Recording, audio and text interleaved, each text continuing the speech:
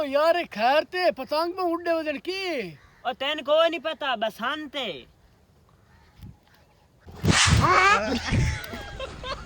भाई एडा वड्डा पतंग ना बनाओ क्यों तेन कोई नहीं पता वड्डे पतंग दा जुर्माना है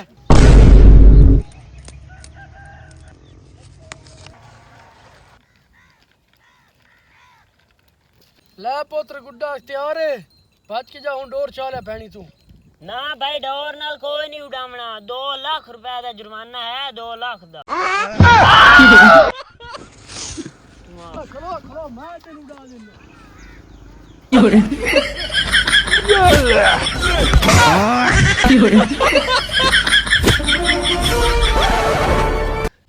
वे खुड़िया खला उड़े